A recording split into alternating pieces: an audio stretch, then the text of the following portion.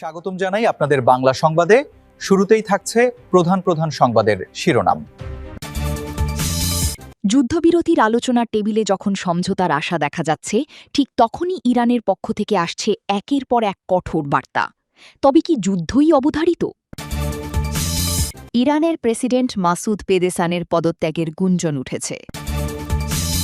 শত্রু গায়েলে প্রস্তুত চীন, নজিরবিহীন সামরিক স্থাপনার তথ্য ফাঁস। তাইওয়ান ইস্যুতে লড়াইয়ের প্রস্তুতি নিচ্ছে কি বেইজিং? নিজস্ব আকাশ প্রতিরক্ষা ব্যবস্থায় মার্কিন ড্রোন ভূপাতিত করে তাক লাগাল ইরান।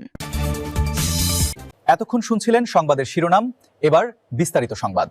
যুদ্ধবিরতির আলোচনার টেবিলে যখন সমঝোতার আশা দেখা যাচ্ছে, ঠিক তখনই ইরানের পক্ষ থেকে আসছে একের পর এক কঠোর বার্তা। তবে কি যুদ্ধই অবধারিত? প্রশ্ন হচ্ছে, যদি আবারও যুদ্ধ শুরু হয় তাহলে কি আগের মতোই লড়াই হবে, নাকি এবার বিশ্বের সামনে হাজির হবে এক ভিন্ন ইরান? যুক্তরাষ্ট্র ও ইরানের মধ্যে সম্ভাব্য একটি চুক্তি নিয়ে আলোচনা এগোচ্ছে বলে খবর এসেছে। মার্কিন কর্মকর্তারা জানিয়েছেন, একটি প্রাথমিক সমঝোতা তৈরি হয়েছে এবং এখন সেটি প্রেসিডেন্ট ডোনাল্ড ট্রাম্পের অনুমোদনের অপেক্ষায়। কিন্তু আলোচনার এই অগ্রগতির মাঝেও যুদ্ধের ছায়া পুরোপুরি দূর হয়নি। বরং ইরানের শীর্ষ সামরিক ও রাজনৈতিক নেতারা বারবার ইঙ্গিত দিচ্ছেন, কূটনীতি ব্যর্থ হলে পরবর্তী সংঘাত হবে আরও বিস্তৃত, আরও ব্যয়বহুল।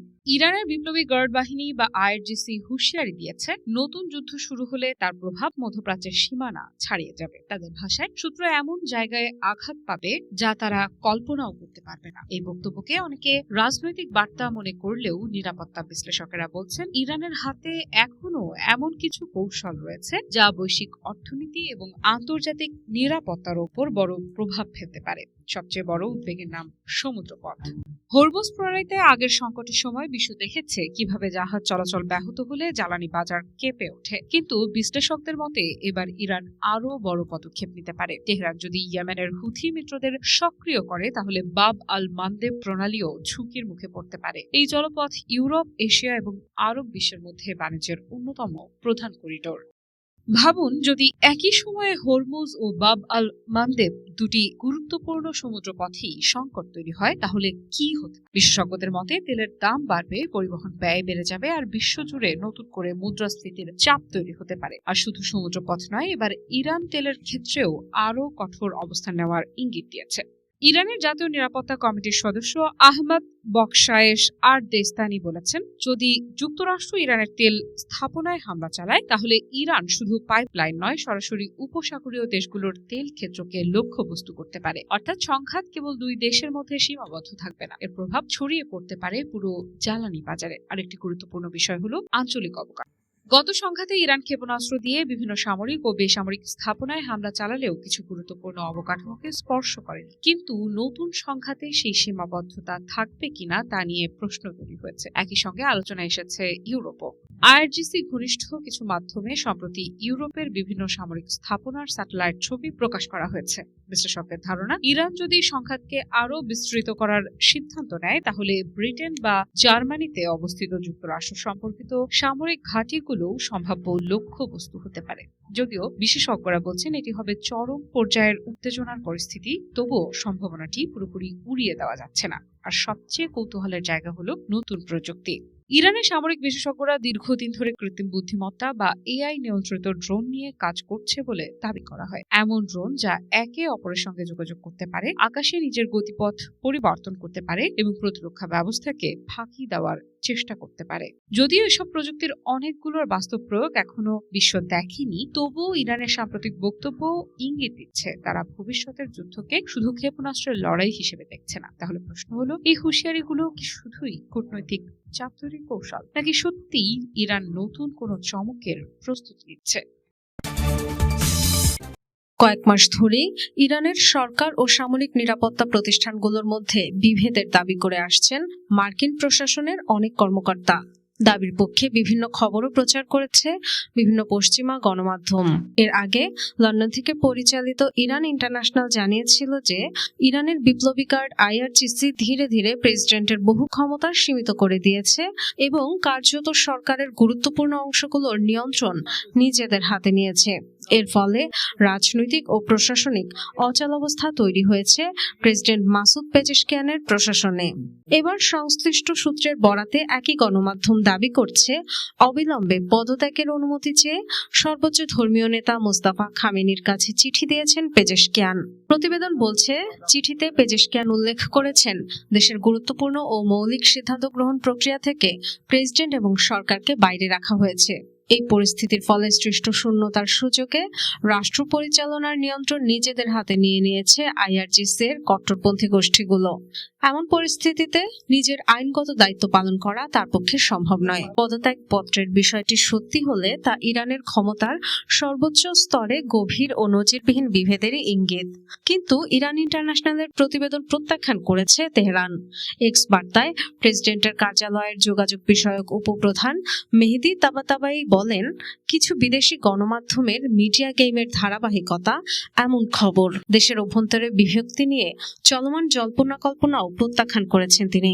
বলেছেন, ইরানের জাতীয় ঐক্যকে দুর্বল করার চেষ্টাকারীদের নিজেদের ইচ্ছা নিয়ে কবরে যেতে হবে।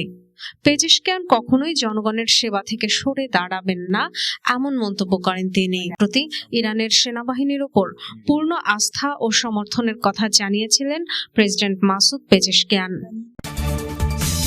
চীনের পারমাণবিক নীতির অন্যতম ভিত্তি হলো আগে পারমাণবিক অস্ত্র ব্যবহার না করা, অর্থাৎ চীনের বাহিনী আগে থেকে কোনো পারমাণবিক যুদ্ধ শুরু করবে না।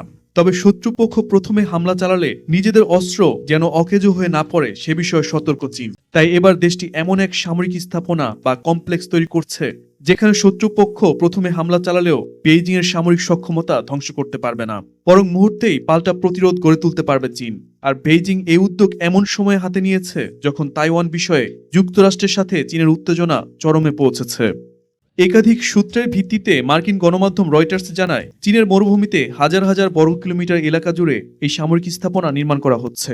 আর এই স্থাপনায় আছে শত শত প্যাড, বাংকার ও যোগাযোগ নেটওয়ার্ক। বিশ্লেষকদের মতে এই স্থাপনায় সামরিক বাহিনী ও তাদের ব্যবহৃত মিসাইল, ড্রোন সহ বিভিন্ন ধরনের মারণাস্ত্র থাকবে। রয়টার্সকে দেওয়া সাক্ষাৎকারে 5 জন নিরাপত্তা বিশ্লেষক এ বিষয়ে একমত হয়েছেন।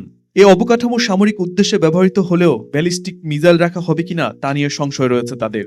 সম্প্রতি স্যাটেলাইট ইমেজের ভিত্তিতে রয়টার্স জানায়, অবকাঠামোতে রয়েছে গভীর রাস্তা ও ভূগর্ভস্থ সংযোগ পথের বিস্তৃত নেটওয়ার্ক, যা মরুভূমির গভীরে ছড়িয়ে গেছে। এসব পথ কংক্রিটের উৎক্ষেপণ প্যাডগুলোর সঙ্গে যুক্ত, যেগুলো পাথরে উঁচু নিচু এলাকা ও শুকিয়ে যাওয়া খালের মধ্য দিয়ে চলে গেছে। সম্প্রতি মার্কিন প্রেসিডেন্ট ডোনাল্ড ট্রাম্পের চীন সফরের পর তাইওয়ান বিষয়ে আবারও দুই দেশের মধ্যে উত্তেজনা বেড়েছে। চীনের প্রেসিডেন্ট শি জিনপিং যুক্তরাষ্ট্রের প্রেসিডেন্ট ডোনাল্ড ট্রাম্পকে সতর্ক করে বলেছেন, তাইওয়ান প্রশ্নে দুই দেশের মতপার্থক্য সঠিকভাবে সামাল দিতে না পারলে পরিস্থিতি বিপজ্জনক পর্যায়ে পৌঁছাতে পারে। এতেই প্রশ্ন উঠেছে, ভবিষ্যৎ যুদ্ধ পরিস্থিতি সামাল দিতে দ্রুত গতিতে নিজেদের সামরিক শক্তি বাড়াচ্ছে কি চীন? আর এসব অবকাঠামো নির্মাণ কাজের ব্যাপকতা ইঙ্গিত দেয় চীন তার স্থলভিত্তিক পারমাণবিক বাহিনীকে সুরক্ষা ও পরিচালনার জন্য বৃহৎ পরিকল্পনা হাতে নিয়েছে। রাষ্ট্রীয় সংবাদ সংস্থা ইরনার বরাত দিয়ে ইরান রবিবার জানিয়েছে যে তারা তাদের জলসীমার উপর দিয়ে উড়ে যাওয়া মার্কিন সামরিক বাহিনীর একটি MQ-1 প্রিডেটর সশস্ত্র ড্রোন ভূপাতিত করেছে। ইরনার বরাত দিয়ে ইসলামিক রেভলিউশনারি গার্ড কর্পস এক বিবৃতিতে বলেছে, রবিবার ভোরে ড্রোনটি একটি শত্রুতাপূর্ণ অভিযান চালানোর উদ্দেশ্যে ইরানের আকাশ সীমায় প্রবেশ করেছিল। বিবৃতিতে আরও বলা হয়েছে, ড্রোনটি জলসীমা অতিক্রম করার পর ইরানের উন্নত আকাশ প্রতিরক্ষা ক্ষেপণাস্ত্র ব্যবস্থার মাধ্যমে সেটিকে শনাক্ত করে ভূপাতিত করেছে। বিবৃতিতে সতর্ক করা হয়েছে যে ইরান যে কোনো আগ্রাসনের কঠোর জবাব দিতে প্রস্তুত রয়েছে। অন্যদিকে CNN জানিয়েছে, স্যাটেলাইট চিত্র থেকে জানা গেছে যে ইরান তার ভূগর্ভস্থ ক্ষেপণাস্ত্র স্থাপনাগুলোতে পুনরায় প্রবেশাধিকার পেতে শুরু করেছে। CNN বলেছে, এই ঘটনাটি তেহরানের অস্ত্রাগার প্রায় নিশ্চিহ্ন করে দেওয়ার বিষয়ে মার্কিন প্রেসিডেন্ট ডোনাল্ড ট্রাম্পের দাবির ওপর সন্দেহ তৈরি করেছে। যুদ্ধের সময় ইসরায়েল মার্কিন হামলায় এই স্থাপনাগুলোর প্রবেশপথ বন্ধ করে দেওয়া হয়। ইরানের উৎক্ষেপকগুলোর একটি বড় অংশ আটকে পড়ে এবং ক্ষেপণাস্ত্র নিক্ষেপের ক্ষমতা পঙ্গু হয়ে যায়। এর ফলে অনেক স্থাপনা অকার্যকর হয়ে পড়ে। CNN আরও যোগ করে বলেছে, এখন শুধুমাত্র বুলডোজার এবং ডাম্প ট্রাক ব্যবহার করে ইরান এমন একটি কৌশলের প্রভাবকে বাতিল করে দিচ্ছে যেখানে বিপুল পরিমাণ ইসরায়েল মার্কিন গোলাবর্ষণ জড়িত ছিল। যে স্থাপনাগুলোর ক্ষতি করতে ইসরায়েল এবং মার্কিন বাহিনী বিলিয়ন ডলার খরচ করেছে, সেগুলো কেবলমাত্র বুলডোজার এবং ডাম্প ট্রাক ব্যবহার করেই পুনরুদ্ধার করছে ইরান। সামরিক বিশ্লেষকরা মনে করছেন ইরান এখন আগের চেয়ে বেশি শক্তিশালী এবং তাদের উপর পুনরায় হামলা হলে তারা হয়তো আরো দ্বিগুণ জবাব দেওয়ার জন্য নিজেকে প্রস্তুত করেছে। ইরান ইতিমধ্যেই তাদের ক্ষতিগ্রস্ত মিসাইল সিটি ডোম সেন্টারের ৮০% পুনরায় আগের অবস্থায় ফিরিয়ে এনেছে। এছাড়া তাদের সমৃদ্ধ ইউরেনিয়ামও এখনো পুরোপুরি অক্ষতই রয়েছে, যা ধ্বংসের দাবি করেছিলেন মার্কিন প্রেসিডেন্ট ডোনাল্ড ট্রাম্প।